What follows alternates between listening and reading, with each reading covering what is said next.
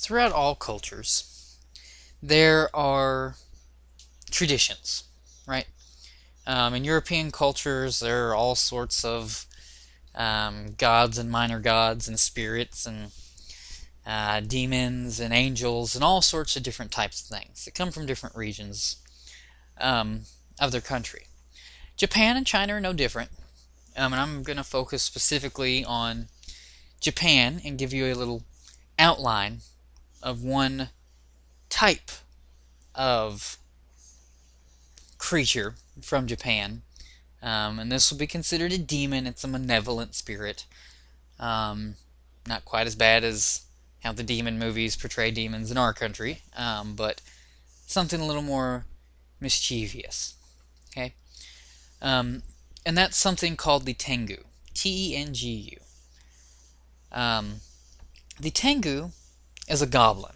That's what our equivalent would be in England and France, for example, and really even Germany.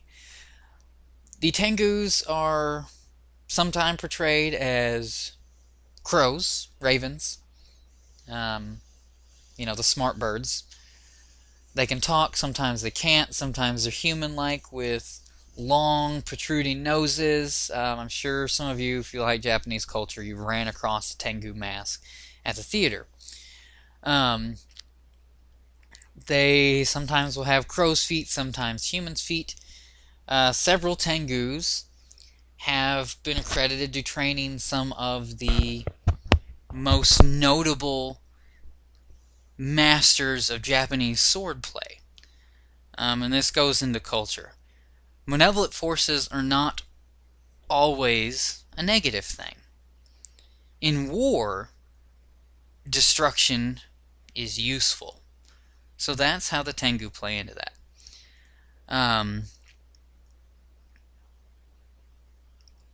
There are hundreds of stories about this type of creature, and even some still carrying on today.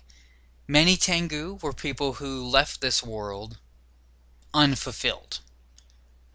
People who committed suicide, people who simply were just horribly poor and never got what they want. But it's never just normal regret. This is this large, deep down inside, like you'd do anything to undo this type of regret. Those are people that will ultimately become Tengu in the cultural tradition. This creature is known for haunting the mountains. Okay, and this is something else that is noteworthy. Mountainous regions in all cultures, areas where the mist comes and goes, where things play tricks on your minds, or you think you saw some type of monster that you really didn't. Most of those stories come from mountainous areas, or large bodies of water surrounded by what? Mountains. So that's where these creatures come from. So what I want you to do, and I'll put this in the description on your assignment page where I'll copy this link to and the link to the theater, is I want you to find a creature from Japanese mythology that you find fascinating. To name a few, it could be the Tengu, the Kappa. Kappa's what the Ninja Turtles are based off of, by the way. Several other types of spirits. There are hundreds of them. But I want it to specifically be a Japanese mythical creature. And I want you to write a 3-page paper describing this creature to me, telling me its attributes, its weaknesses, ways you can defeat it, those type of things. Okay, and again, I'll put this in the description. But these creatures offer you insight into how people felt, what they sort of went through. The Tengu stories have a very common motif that they carry out, as well as thing about the Kappa and then the large mutant salamander stories, as well as hundreds of other creatures. So, in your conclusion, you need to